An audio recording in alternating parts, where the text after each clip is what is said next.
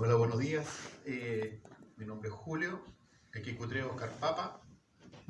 La idea es lo que estaban diciendo de ser ético, tiene que ver muchas veces con que tratamos de utilizar herramientas no válidas para lograr un resultado, siendo de que con algo de conocimiento del mundo de la radiodifusión, con algo de conocimiento de cómo lograr un buen DX, un buen grupo de DX, de una buena cantidad de contactos, incluso con una estación precaria, con una estación no de las grandes ligas, tener buenos resultados, es utilizando conocimiento básico de lo que nos da el mundo de la radiodifusión. Uno de ellos es la propagación ionosférica.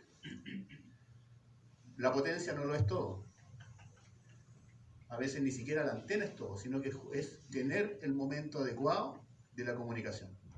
Yo participo muchas veces en los contes QRP, 5 watts, y tengo resultados. Y a veces incluso me autoinflijo daño transmitiendo en 10 metros en un conte, en esta época. Y en esta época, 10 metros, muchos dicen no pasa nada. Sin embargo, teniendo los conocimientos básicos de lo que es la propagación ionosférica, en los momentos adecuados, los horarios adecuados, apuntando hacia donde corresponde, fíjense que tengo resultados. Y se logran cosas. Recién estaban haciendo el ejemplo con Matías. Matías tiene una tremenda estación, unas lindas antenas bien altas, a diferencia que yo estoy en un CITE pequeño en Las Condes, donde estoy rodeado de edificios, la atenuación es tremendamente grande, y estoy súper orgulloso porque hice más contacto en 10 metros que Matías. Y yo con RP y él con 1500 watts, o 1200 en realidad, que es lo correcto. Lo que da la corriente, claro. Según él son 800, 900, que no le da más la corriente ahí en el campo. Nuestros indicadores. Yo los invito a cada vez que estemos en el mundo del conte o vayamos a sentarnos en el DX a mirar estas cosas. En el solarham.com, creo que están estos indicadores. Y estos indicadores son los que nos dicen si vamos a tener un buen momento de DX o no tenemos que tener un buen momento de DX. ¿Vamos a sufrir o no vamos a sufrir? Nos va diciendo claramente y permanentemente qué es lo que sucede. Estos elementos son los que utilizan las expediciones. Estos elementos son los que utilizan las Big Gun, que le llaman las tremendas estaciones. Las tremendas estaciones que tienen 20 antenas por banda, y ellos utilizan esto para maximizar sus resultados.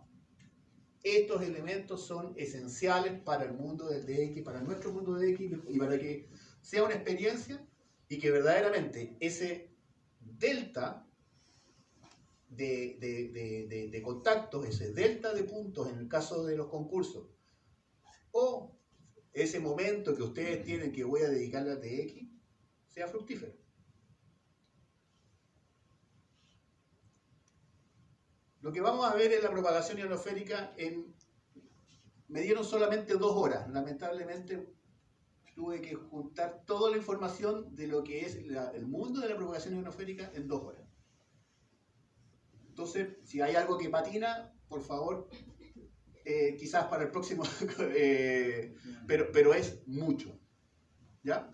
Entonces, ¿qué es lo que vamos a ver? ¿Qué es, cómo funciona y cómo predecirlo? No es fácil. Cuando se entiende, se logran los resultados y logras hacer algo al respecto. Entonces vamos a ver algunos fundamentos, cómo funciona el tipo de propagación atípica, cómo predecirla y algunas conclusiones que pudiéramos entregar. Fundamento. La propagación ionosférica, ¿qué es? Es la propagación de ondas de radio utilizando la ionosfera en su camino. Mandamos nuestra señal, y de alguna forma esa señal viaja o se absorbe o no viaja o rebota o rebota varias veces a través de la ionosfera. Se utiliza con nuestras bandas de los 600 metros hasta los 70 centímetros. Podemos utilizar la ionosfera incluso en VHF o UHF. Permite distancias desde unos pocos kilómetros hasta varias vueltas a la Tierra.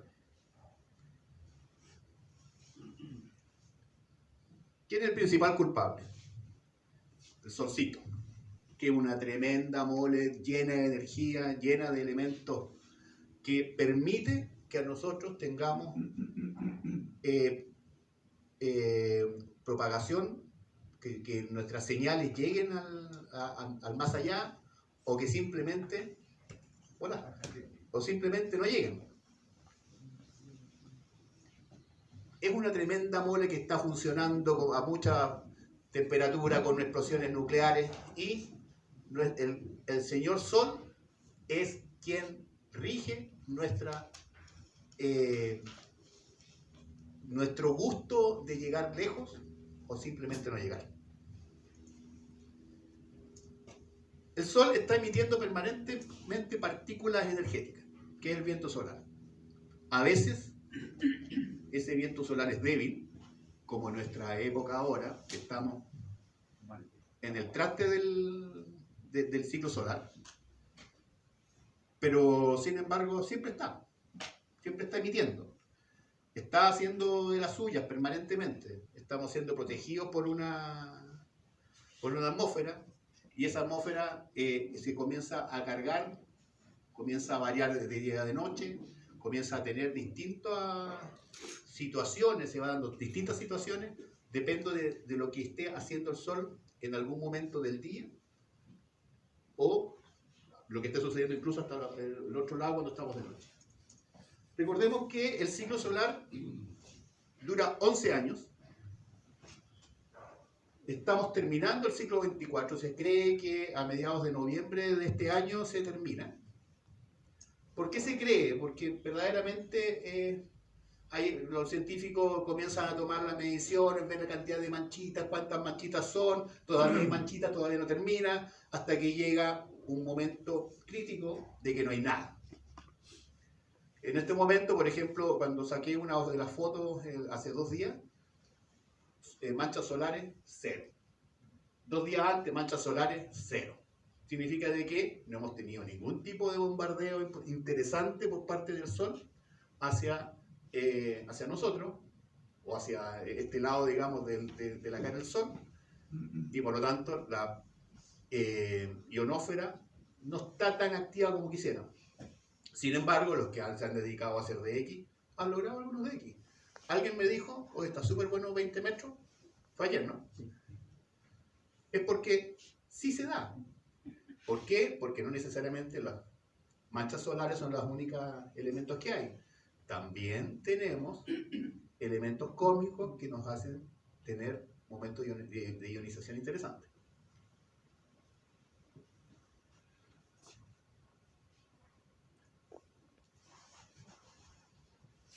La actividad solar más importante para nosotros como DXistas son las manchas. Y, bueno, algunas reglas básicas. Mayor cantidad de manchas, mayor actividad. Mayor posibilidad de propagación. Mayor posibilidades de que todas las bandas tengan alguna actividad y que lleguemos más lejos. Tengamos menos atenuación, tenemos mayor propagación, tenemos mayor cantidad de rebotes, etc. Una mancha es una erupción solar. Cualquier similitud a otra cosa es buena coincidencia. Sin erupción solar no hay flujo solar. ¿Ah? ¿Qué pasó? Sin erupciones solares no hay flujo solar. Y si no hay flujo solar significa de que nuestra ionosfera no se nutre, y nuestra ionosfera no permite mayores condiciones de propagación. Ahí insisto, podemos tener, esto es parte del telón, ¿eh? Pero aquí 0 manchas solares, pero siempre tenemos, insisto, podemos tener 0 manchas solares, pero siempre hay algo desde el más allá que está aportando a la ionosfera. Mismo Sol también.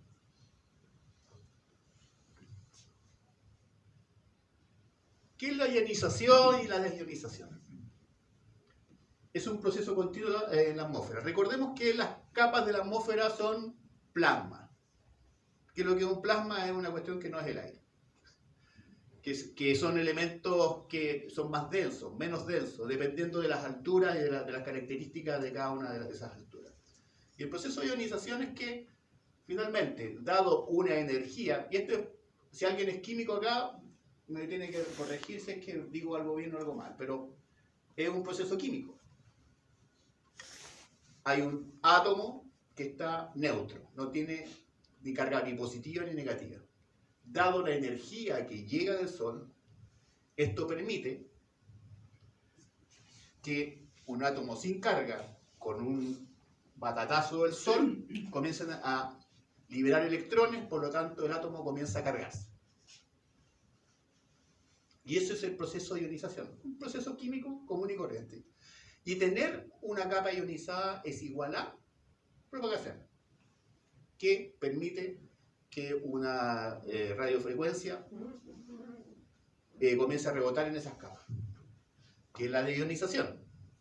Es que el átomo cargado comienza a capturar los electrones y comienza a neutralizarse. Por lo tanto, ¿qué implica eso? De que no tenemos posibilidades de rebote de nuestra onda de radiofrecuencia. Y al no tener posibilidad de rebote, tenemos atenuación, son absorbidas, no pasa nada. Y esto, finalmente, bueno, antes que todo, la ionosfera, ¿dónde está? Está parada en varias partes.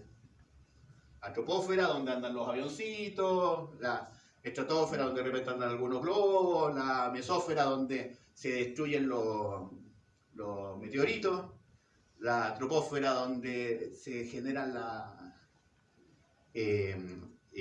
auroras boreales, y la exósfera, donde andan los satélites. La ionosfera depende de qué tan cargada esté o no esté cargada, se toma gran parte de las otras partes, de las otras capas. ¿Ya? Entonces, de repente la ionosfera puede estar tan buena que está agarrando por lo menos 3 capas y por lo tanto vamos a tener lindos de X permanentemente. Cuando estamos en el pic del Sol, podemos tener de X interesantes en 40, 80, en 20, 15, 10, 20 metros no para. 10 metros, los horarios se extienden. Hoy día el horario de 10 metros será 1 hora. A veces se abre un poquito al mediodía por 15 minutos, 20 minutos. Pero con la apertura completa, a las 11:30 de la mañana ya tenemos 10 metros y se cierra a las 9:30, 10 y media, 11 de la noche a veces. 12. Ya a veces a las 12. Ya, está bien. La estructura de la ionosfera. Ahí tiene varias capas. La maldita D, tenemos el caso del día y el caso de la noche. La maldita D, la capa E con su linda esporádica, la capa F1 y capa F2. De día, la capa D es la maldita. Para casos de 80 y 40, e incluso 30 metros, no hay posibilidades de DX porque la capa D absorbe todo. No, la capa D es la culpable de que no tengamos DX durante el día, en esas bandas. En las bandas de 20 metros permite tener algunas condiciones contra la capa F1 o la capa F2, y a veces contra la capa E, pero la capa E esencialmente de los 10 metros a los 70 centímetros. Hoy vamos a hablar un poquito de la capa E, que es la más simpática de todas, pero la más incierta, pero la que da más gusto a veces. En la noche, la capa D se desaparece. El sol que nos está pegando hace que desaparezca la capa D, se diluye. La capa F1, F2 se junta en una sola y la esporádica E se mantiene. Por lo tanto, en los casos de 80, 40 y 30 metros, permite tener, como no existe la capa D, permite tener algunos tipos de DX con la capa F2, que dependiendo qué tan gruesa esté, es donde llegamos, o qué tanta altura esté, es donde llegamos con los DX. Estas caras, que no es una cara, sino que es la cantidad de energía o la cantidad de densidad de electrones que tiene cada una de las capas. Hoy día este es un dibujo esencialmente estándar, pero sin embargo, hoy día que estamos en la parte baja de la actividad solar, la capa F está disminuida. La capa F está disminuida.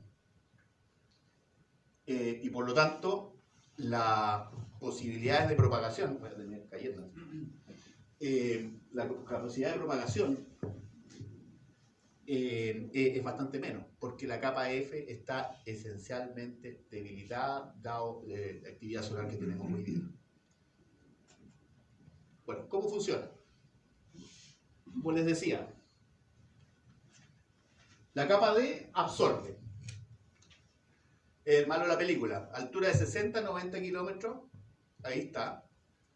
Se forma progresivamente tras el amanecer con la actividad solar y comienza a absorber todo lo que suceda en 80 y 40 metros y 30 metros. Desaparece cuando comienza a desaparecer, a desaparecer el sol, comienza a desaparecer para nosotros. Y produce interesantes atenuaciones. Siempre la capa D durante el día va a tener atenuaciones. Dependiendo, entonces, cuando tenemos una capa D a las 12 del día, interesante, gruesa, podríamos tener propagación en 20, sí, pero está atenuando la pasada con los 20 metros. Sale atenuada, pero si logramos buenos DX gracias a las capas superiores que están fortalecidas.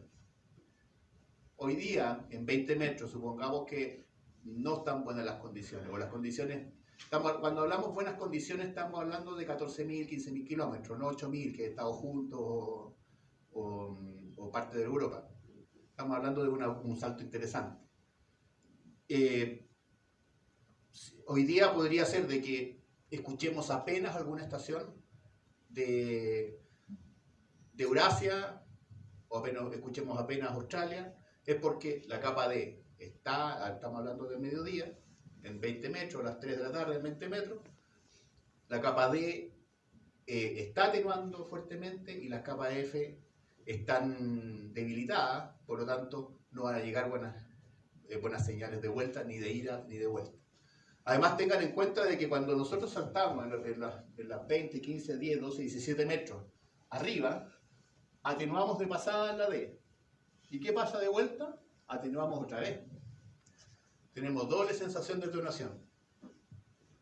Por eso es que muchas veces la que es en esta época del ciclo solar son bajas las señales o son pocas las señales y solamente son algunas aperturas interesantes que se podían dar en ciertos horarios.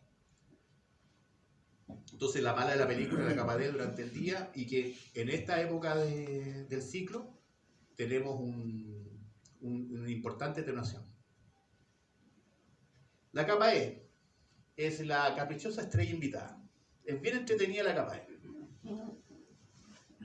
Se forma por la radiación de rayos X blandos, no los duros, porque tenemos dos tipos de rayos X. Hay unos que son energía. Sí, son algunos que son, ya después vamos a ver que son fregados. Solo refracta parcialmente algunas bandas. En ocasiones aparece la esporádica. ¿Qué es lo que es la esporádica E? Que siempre hablan de, no, la esporádica E para 10 metros hasta 75 centímetros. Es una condición que se da por varios elementos. El elemento mayor es que se genera una energización especial de alguna zona que permite unos saltos pequeños, o sea, saltos e incluso túneles a través de las bandas de 10 metros en VHF y UHF. Por eso es que los que han estado en Valparaíso, a veces, hace por lo menos cuando yo estaba niño en la época de la universidad, lográbamos con una antena de cuarto de onda hablar con Lima, Perú. No, en VHF, 2 metros. En VHF, 2 metros. Hablar con Lima, Perú.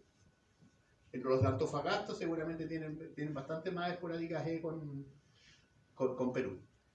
Y se hacen contactos bien interesantes en VHF, UHF. Y lo interesante para nosotros es que el mundo de X no solamente está en HF, sino que también está en VHF, UHF, en 50 megas. En 10 metros los saltos son sumamente interesantes y con potentes señales de recepción y que pueden durar minutos a 2, 3, 4 horas, dependiendo de lo que suceda. ¿Cómo se forma también? Aparte de la alta ionización de alguna parte de la capa en algún momento por alguna explosión, o sea, alguna llegada de rayos X blandos y UV, por temas atmosféricos. Los temas atmosféricos son bien interesantes porque cuando tenemos algunos tipos de vientos y nubes específicas, se puede ionizar una parte de esas nubes altas y esa ionización genera una capa de suficiente capacidad y densidad como para hacer el rebote, la refracción. Oh, Carlito, bienvenido. Disculpe. No, no, por favor. La capa. Buenas noches. ¿Cómo estás, Carlito? Bienvenido. Bueno, una acotación respecto a las condiciones climáticas. Desde la comisión a veces entramos directo al Valparaíso, en VHF. Y fundamentalmente este último tiempo hemos tenido muy buenas condiciones en VHF, sobre todo la última semana. Claro, justamente. Y eso es producto de lo que tú explicas de que la primera capa como que se abre y permite la propagación en VHF a larga distancia. Mira, la explicación es súper clara. Cuando ustedes van en el vehículo a cierta velocidad, en primavera, verano, temperatura templadita, ambiente seco, tocan el auto, duele el dedo. ¡Tac! Chispazo. Eso es estática. Eso significa que está cargado el auto. Cuando nosotros tenemos ciertas nubes y comienzan estos vientos de alta velocidad a ciertas temperaturas, con ciertas humedades, comienzan a cargar el vehículo, que es esas nubes. Y finalmente genera estas capas densas, ionizadas. Eso se puede observar por la formación de cirro, Carlos. Sí, justamente, ves que, claro, justamente la cirro es una de las nubes más altas que hay. ¿Ya? Entonces, las esporádicas son bien interesantes. Nosotros, lamentablemente, tenemos muchas esporádicas con Argentina, pero lamentablemente nuestros beacon en APRS están en frecuencias distintas. Los argentinos le corren hasta el agua para el otro lado, o sea, van contrarios a lo que viene del estándar casi mundial. El 144.390 es el beacon que en APRS que tenemos en Chile, que está en Estados Unidos. Por lo tanto, con los beacons en APRS, cuando comienzan a escucharse, comienzan a darse cuenta de que, oye, está viniéndose esporádica, y se nota el tiro, y aparecen las alertas, y la gente comienza a hacer algunos contactos más allá. Si nosotros tuviéramos la misma frecuencia en APRS, con los beacons de APRS con Argentina, seguramente podríamos empezar a detectar esas esporádicas con el otro lado del montón de tierra. Porque de que aparecen, son esporádicas, son condiciones atmosféricas, condiciones espaciales, condiciones solares que generan esta nutrición en la capa E para estas esporádicas. Otro buen marcador también son los ATC de los aeropuertos. Sí. He tenido la experiencia en varias ocasiones cuando hay esporádica, sobre todo al anochecer, de escuchar, por ejemplo, el ATC de La Serena en Valparaíso, con señales S9, o sea, algo que no es normal, aparece por un par de segundos y se va. Y normalmente coincidía con la llegada de los repetidores que están en la zona de La Serena también. Y vuelve a ampliar por 500.000 igual. Ayer me contaban una anécdota de Carabineros. Tenencias carreteras. No, que viene Senco, la central de comunicaciones, y le dice que hay un asalto en la farmacia en que está en calle Blanco con Ahumada. Y responden dos motoristas que van al lugar. Y dice, oye, aquí no hay farmacia. No, si aquí en el mapa dice, y además dijeron que en la farmacia están asaltando. No hay farmacia. El tema está en que la comunicación saltó 600 kilómetros a otra ciudad, más al sur. Le respondieron dos motoristas más al sur. A Senco de... entiendo que era un poco de Concepción o algo así, pero... ¿Cabrero? Ah, esa fue la historia con Cabrero. Pero el troncal no es distinto. No, porque en la época del análogo. El tracking pasa también, viejo. El tracking, tú estás viendo una idea de un sitio que es de, por ejemplo, pertenece a San Antonio y te aparece está escaneando en Valparaíso que la idea que es de San Antonio. Pero la idea del sitio. Pero que el tracking es otra cosa. Sí, pero salta. Se abre la propagación en 800 metros con Valparaíso.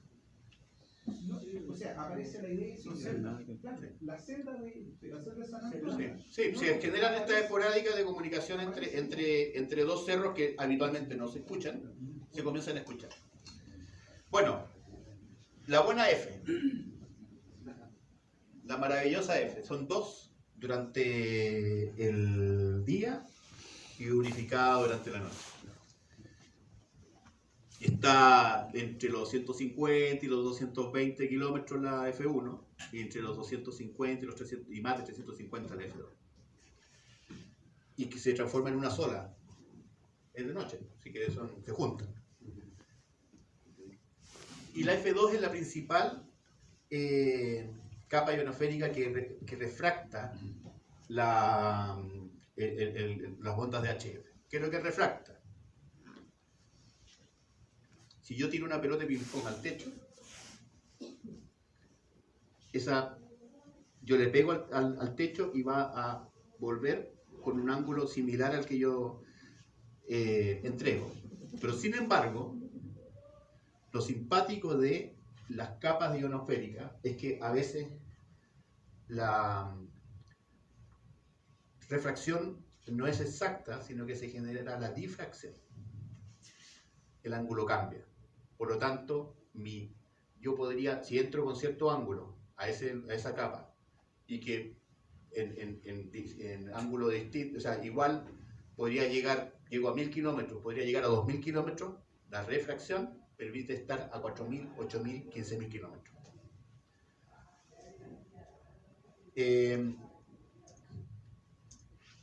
Hasta 4000 kilómetros en un solo salto. Pero más allá podemos tener una cantidad interesante de saltos. Incluso hasta dar vuelta a la Tierra. Incluso dar hartas vueltas a la Tierra. De ahí es donde se generan lo que se llaman los ecos. Son los lompas. Lo que los antiguos decían que era augurio de terremoto. Yo hice un video de que cuando me apareció el eco en algún momento, hice el video y dije, a ver si en realidad, para registrar el eco, a ver si en realidad venía algún terremoto. No pasó nada. Hice otro video de eco, a ver si pasaba algo. No pasó nada. Así que empíricamente puedo decir que con mis ecos no pasó nada. El comportamiento es muy irregular, y cambiante por hora del día y sobre todo en lo que es el día a la noche y lo que es en el ciclo solar y además estación del año. ¿Por qué? Porque la capa D es la maldita, que nos genera problemas. Yo tengo una experiencia. Antena noreste, me contestó un colega de Los Ángeles en 20 metros, 11 de la noche. No pasa. Y yo no lo, o sea, no es que no lo podía creer, le dije, pero ¿estás en Los Ángeles, Estados Unidos? No, estoy en Los Ángeles. Y, Claro. entonces, yo no lo escuchaba directo, pero lo escuchaba los más porque lo escuchaba con el eco. Bueno, efectivamente, lo estás escuchando dos veces. Lo estás escuchando directamente con la propagación terrestre, Sí. y también lo estás escuchando a través de lo que es la ionosfera por alguna vuelta larga, digamos.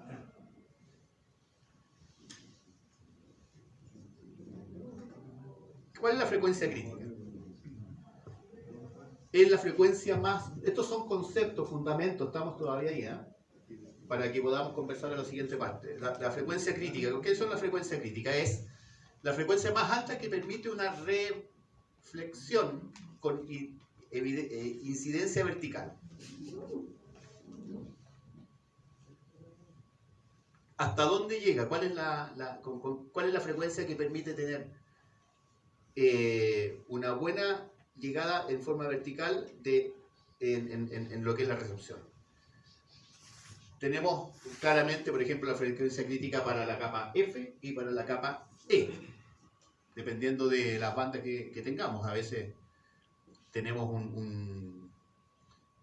la doble sensación con la E y la F.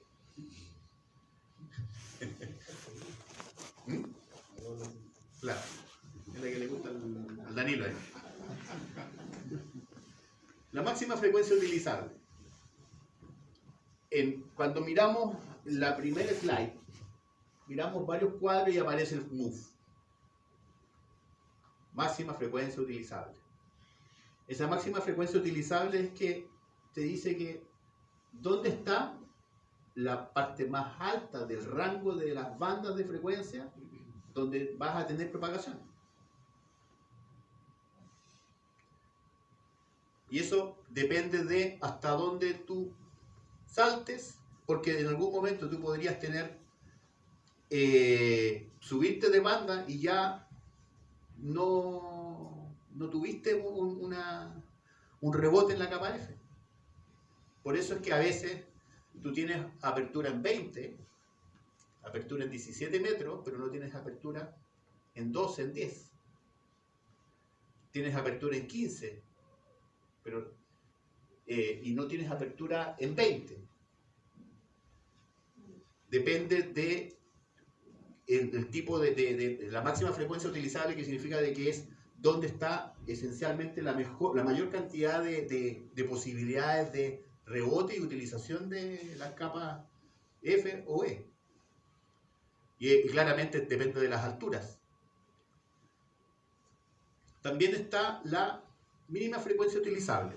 Obviamente, si tenemos una máxima frecuencia utilizable, tenemos una mínima frecuencia utilizable. En algunas ocasiones, como lo que estamos viviendo hoy día, la máxima frecuencia utilizable y la mínima frecuencia utilizable no existe, o no se puede medir, o porque son esporádicas, o que son demasiado débiles. La máxima frecuencia utilizable en las épocas de buena propagación o de buena actividad solar suele ser bastante ancha.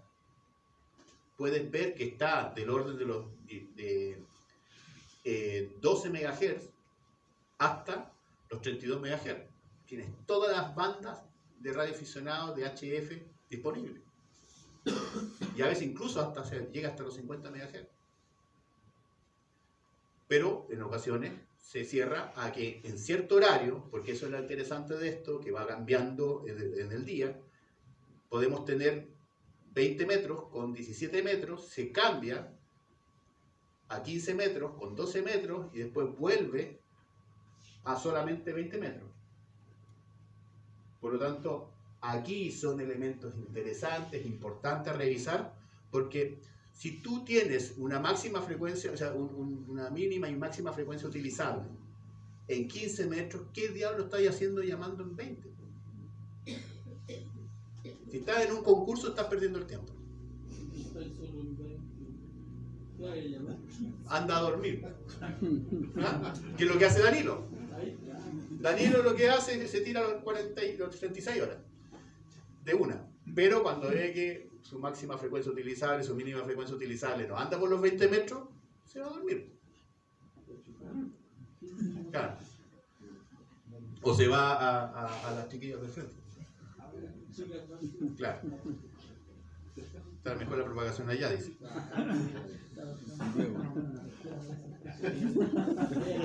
Por lo tanto, aparece la frecuencia óptima de trabajo. Si uno está en algún... No hablemos de concursos, sino que hablemos del proceso de disfrutar de una tarde de X un día sábado. ¿Dónde me pongo a hacer de X? Estamos todos invitados a la casa de Carlos con asado y todo. ¿Dónde nos ponemos a hacer de X? ¿Qué banda? ¿Dónde vamos a tener una mejor condición de llamado? Distinto está, por ejemplo, cuando Jorge, que era, le daba como martillo y cincel a los 10 metros. 24 horas al día, 7 días a la semana. Y tenía contacto. Es porque se le está abriendo esas esporádicas que le permitían hacer esos contactos en 10 metros. ¿Qué estáis haciendo a las 11 de la mañana llamando en 10 metros? Pero si lleva un contacto. Claro, tener una esporádica. Claro, tenía con Brasil, con Argentina, pero a veces tenía buenos saltos. Pero sin embargo, si uno se rige por dónde está la mejor frecuencia, la mejor banda para utilizar, uno tiene que estar atento a estas cosas. Si tú estás en un concurso, obviamente tienes que maximizarlo. Si tienes un equipo, y tienes dos estaciones, tienes que optimizar esas 2 estaciones en donde está la mejor propagación. No hay que estar a las 3 de la tarde, a menos que esté en Antofagasta con 4 elementos, en 40, que tenéis 24/7 casi contactos de ellos.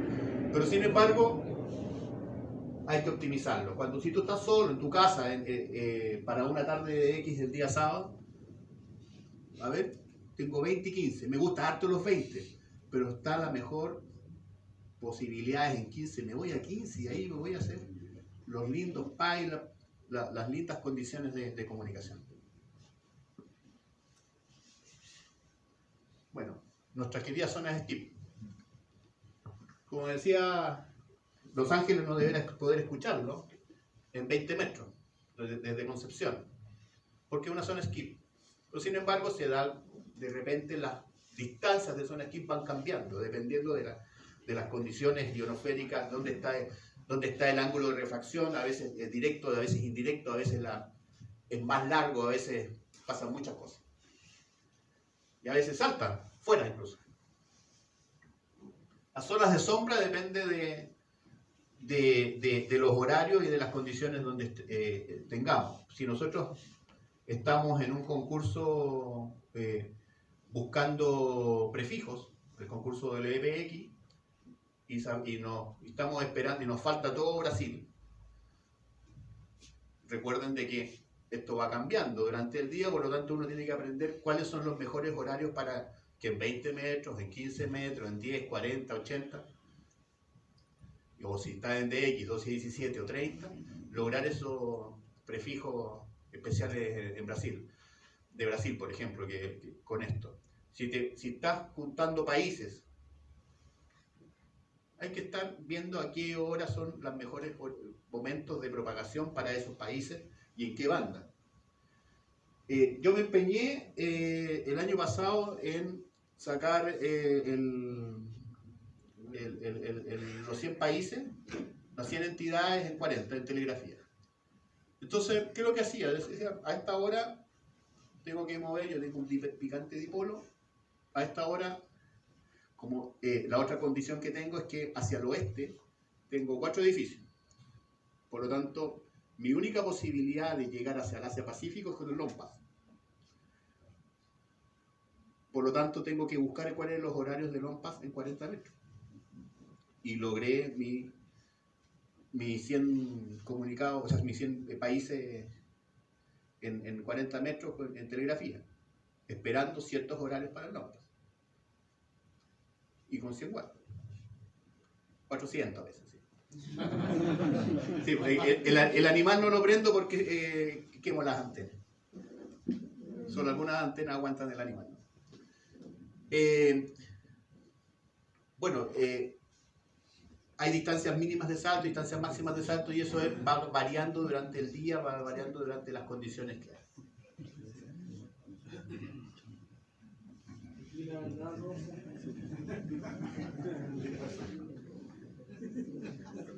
Los modos de propagación simple: salto, doble salto, contra la capa E, doble salto con la capa E, un salto con la capa F, doble salto con la capa F. Esto es lo típico que puede pasar utilizando la capa E o la capa F en las distintas bandas. De noche para 40 y 80. Esto puede ser en cualquier momento para las bandas de 10 MHz, perdón, de la banda de 10 metros, perdón, hacia los 75 centímetros. Y esto es con respecto a las bandas de 20, 15, 10, 12 y 17. Saltos comunes que nos podemos encontrar, por lo tanto, ten en cuenta de que a veces por cada salto tú tienes atenuación. Entonces, en un salto podrías estar escuchando la India con S9 más 20. Pero a veces ese salto en realidad es doble o triple, o normalmente doble, por lo tanto ya está escuchando con S5.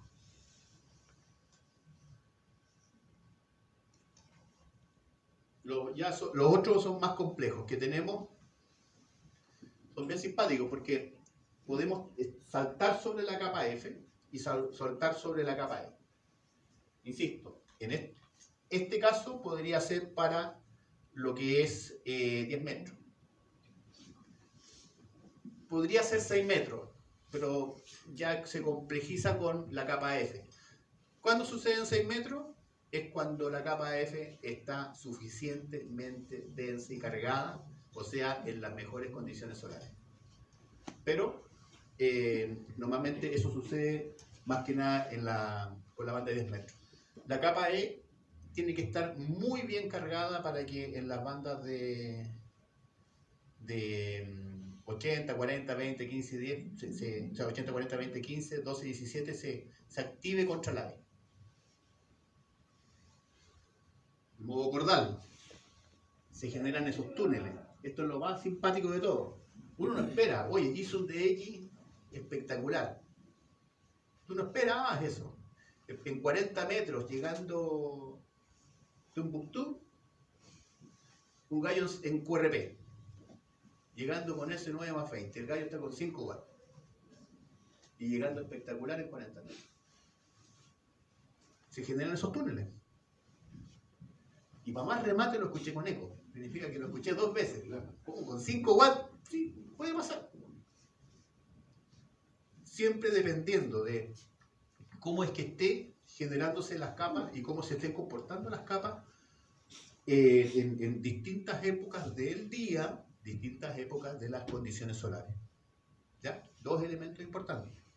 Durante el día o noche, durante el gray line, o lo que son las condiciones solares, que si están poderosas o no están poderosas, o si tenemos algún tipo de explosión importante o tenemos algún tipo de condición especial. Ahí vamos a mirar qué es lo que sucede con las otras. Y modo de propagación complejo. Saltos por todos lados. También se puede dar que tengamos una buena esporádica donde no aquí, sino que a unos 5.000 kilómetros, que nos ayude a tener una buena propagación. Todo esto sí puede pasar. Por lo tanto, de nuevo, es importante saber, para que esto suceda, nosotros tenemos que estar utilizando la mejor frecuencia de propagación que nos esté dando los sistemas. Las frecuencias óptimas. No nos vayamos a 20 metros si está fuera de las frecuencias óptimas. Juguemos con 15. No nos vayamos a 15 si de la frecuencia óptica está en 20.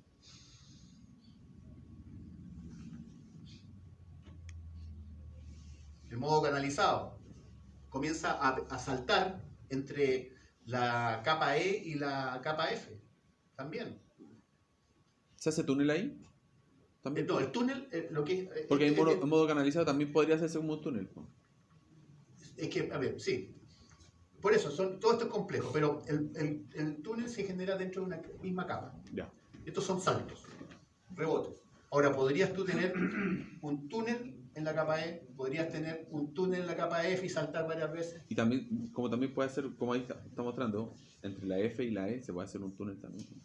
Es que No tan grande. El túnel es dentro, a ver, el concepto es que el túnel es dentro de la misma capa. Ya. Cuando tú rebotas, es rebote entre capas. Ya. Un concepto de esto que saben. Yo soy un mero mensajero, no maten al mensajero. Chao. Aquí está lo que es la frecuencia óptima, la máxima frecuencia y la mínima frecuencia en distintos horarios. ¿Se dan cuenta? Mira. Hasta las 10 de la mañana tenemos, digamos que hasta las 8 de la mañana. UTC. Tenemos en condiciones óptimas para todo lo que es 80, 40 y 30, 80, 40 y 10 metros, perdón, y 30 metros, 80, 40 y 30 metros, que es lo típico que sucede de noche. Aquí es donde tenemos que hacer el máximo. El caballero del brillo de la cabeza ya, el peladito desde el fondo, le encantan los 160, los 80 y 40 en esta hora. No, déjenme a mí al 80 nomás. Váyase al costado, yo déjenme a mí 80 nomás. Aquí lo hace Pedro y hace contactos re interesantes. Y después comienza a variar. Como dije, esta parte de la banda, con la capa, la maldita D, comienza a absorber. No hay DX, hay contactos locales nomás. Comienza a absorber. Pero las otras bandas tienen posibilidades de propagación.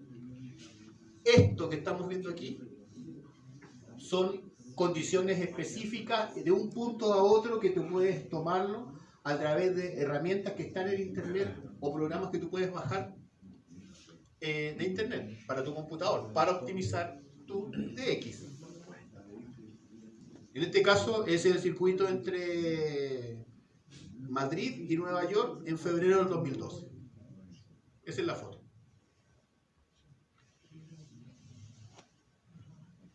También están las variaciones de la MUF según la actividad del ciclo solar. Acá y allá. Cuando tenemos baja actividad, la MUF es más flaquita. Cuando tenemos alta, la MUF es más grande. Si se fijan, la actividad solar obviamente manda para los 15, 12, 17 metros, mucho más.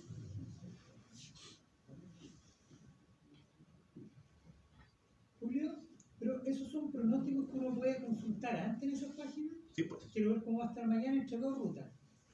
Sí, o puedes mirarlo en el momento. Normalmente lo que se hace, mira, yo lo que hago es que este fin de semana, ¿qué hago? Para el concurso o si me siento a hacer DX. Comienzo a mirar 3, 4 días antes, ¿cómo viene?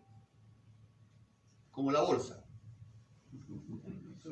¿Vendo o compro? Comienzo a ver las variaciones. A veces me echa a perder el asunto porque alguna tormenta solar apareció, hubo un batatazo del sol, rayos X. Pero si no tiene ningún evento especial adicional, Cencosud no quiso vender, entonces no varió nada. En el caso de la bolsa, aquí también, si el sol no generó algún elemento distinto, se deberá mantener el comportamiento. Pero ahí vamos a ver cuando hay esos eventos especiales. Está totalmente cerrado. Y se olvida la gente de 3, 4 días de hacer radio. No. ¿Estás seguro que 24 horas después de ese evento vas a tener unas tremendas posibilidades de DX? Porque si las propagaciones se comienzan a normalizar y hay una capa F bien fortalecida.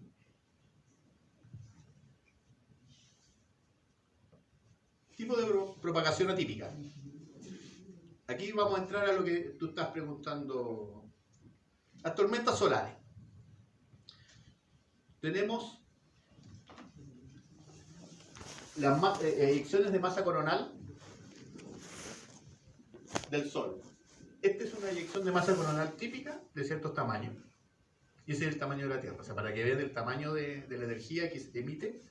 Y esa eyección de masa coronal termina siendo plasma que viaja desde el Sol a la Tierra, que nos ataca fuertemente. Y esa eyección de masa coronal podría traer buenas noticias o malas noticias. Ojalá que no sean muy malas, porque no estaríamos. Porque iríamos sin receptor. ¿Cómo? Porque iríamos sin receptor. No, no estaríamos nosotros. Una de mediana energía, lo primero que te haría es el receptor de mediana. A ver, Mientras que no te vayas tú nomás. claro. Bueno, ¿qué es lo que se emiten? Emiten rayos X, UV, electrones, plasma, y no sabemos cuándo va a suceder. Pero cuando sucede, se dan situaciones interesantes de distinto tipo. Vamos a mirar cuáles son algunas de ellas.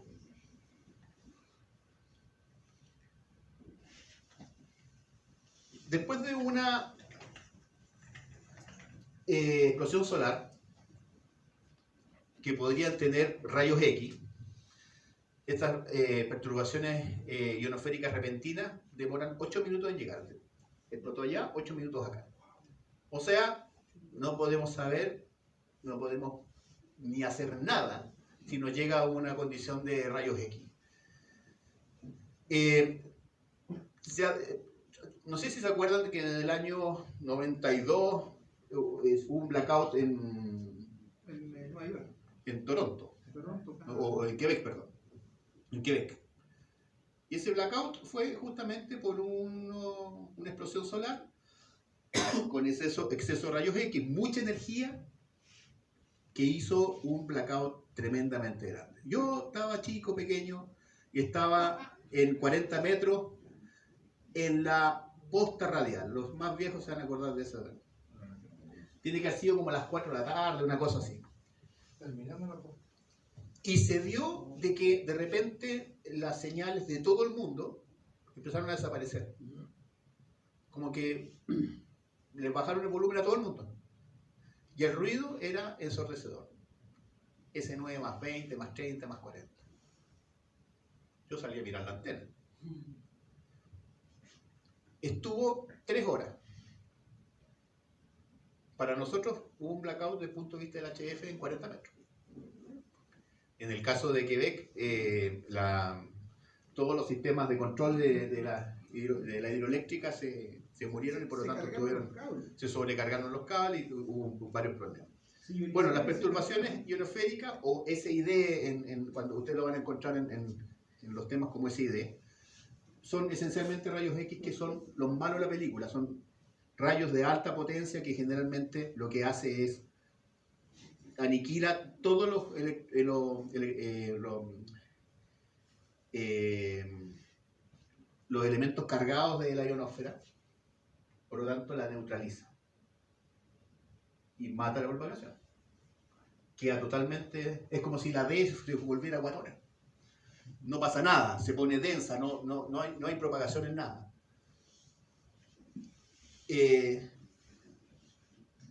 Están los protones que se hacen las absorciones en los casquetes polares, que llega aproximadamente 2 horas, y luego el viento solar que llega entre 2 y 36 horas, que son las tormentas geomagnéticas. Por eso es que se puede predecir las tormentas geomagnéticas. Un batatazo allá, por lo tanto en las siguientes 24 o 48 horas vamos a tener tormentas solares.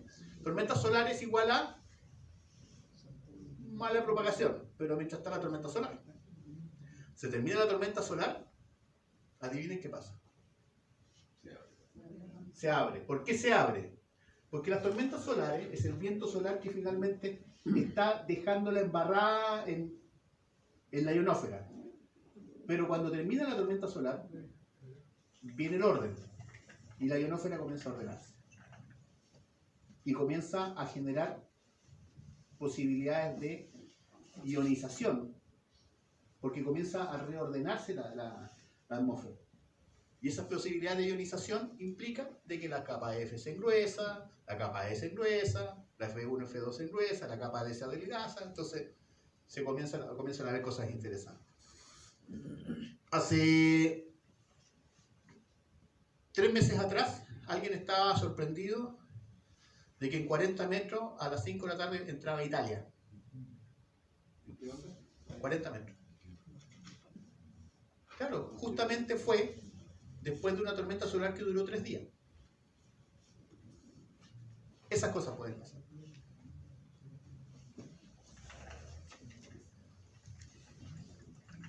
Nosotros el 6 de septiembre del año pasado tuvimos un 9.3, un X 9.3, que es harto. El de Quebec fue un X16, pero realmente fue un X16 porque los sistemas no podían medir más. Se dice, los científicos, que podría haber llegado al X24. Y fue un 10% del evento Karen. Sí.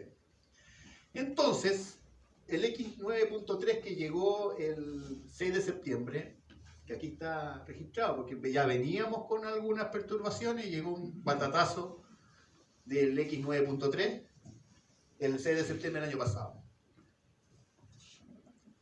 Que lo que hizo fue que la capa D se engrosó y no dejaba pasar nada. Quedamos sordos. El 7085 no funcionó. Se generaron algunas perturbaciones del tipo satelitales también.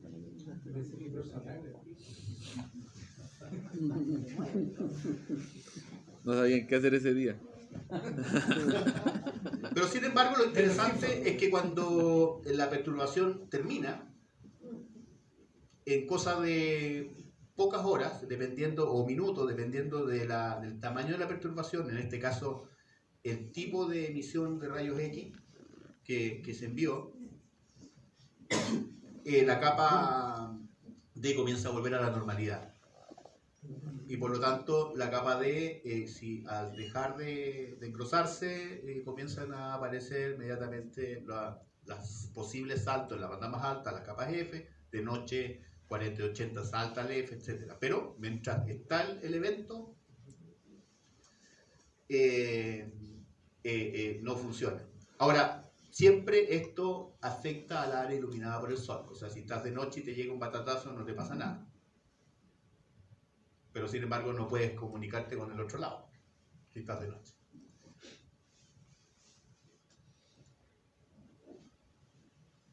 Bueno, estas cosas no vienen solos, como dije.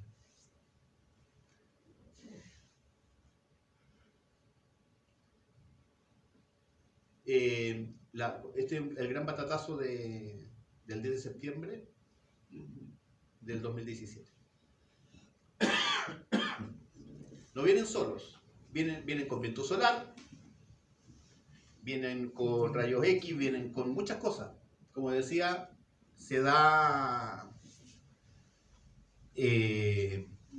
las tormentas geomagnéticas, que son las que generan perturbaciones necesarias, o sea, perturbaciones que nos pegan en las condiciones de DX. Lo peor de todo es que la tormenta solar, como les decía recién, me adelanté un poco en la conversa, de que la capa F2, que la propicia para lo que son los DX a larga distancia, se vacía de electrones, por lo tanto no hay posibilidades de que haya una refracción. No hay una posibilidad de que rebote nuestra señal de radiofrecuencia en esas capas.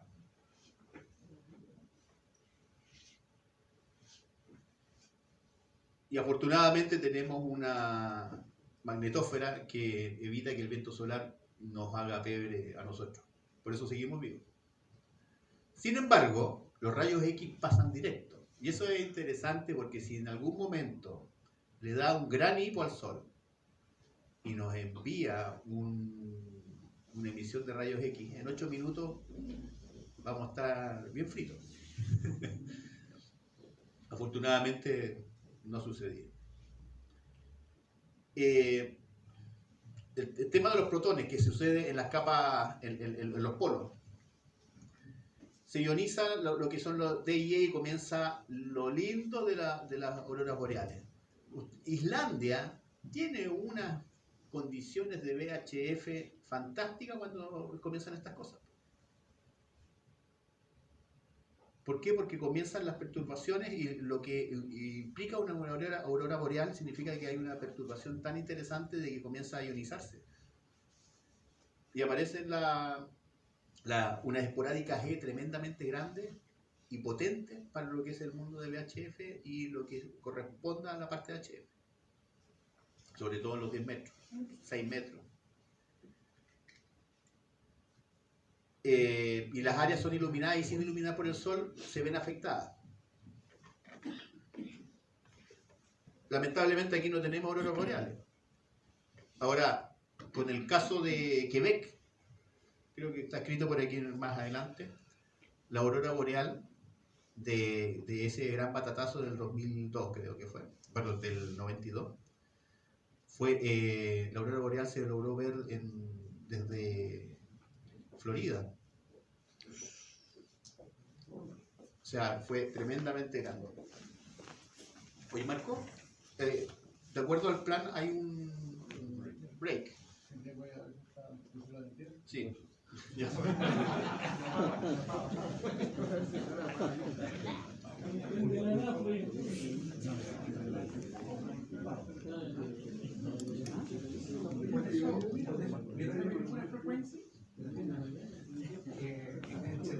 Cuando hay una perturbación, esto es lo que suele suceder.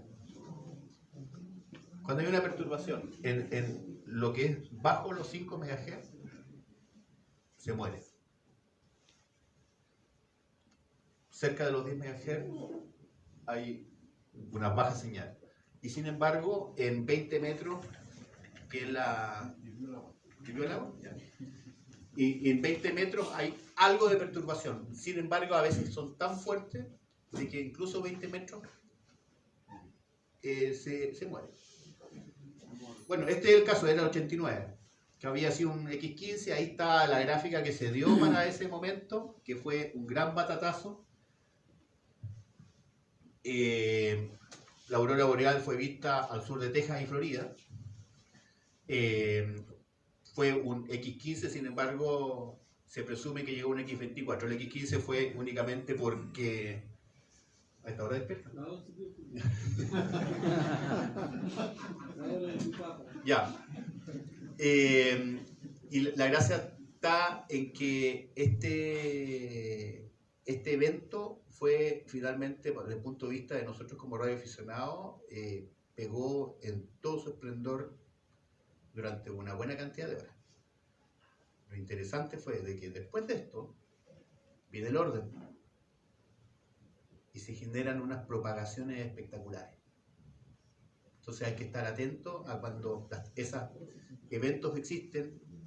Viene la tormenta solar y después de la tormenta solar viene la calma, viene las ionizaciones, vienen varios de ellos. Ya, hora del... Sí. Con respecto a este tema, Ya. en esa época, después del evento, Talcahuano, Venezuela en VHF. Sí, bueno, se generan las esporádicas, ¿no? Si fue un gran batatazo. Fue aproximadamente una semana. Sí, ya. Volvemos 3 minutos.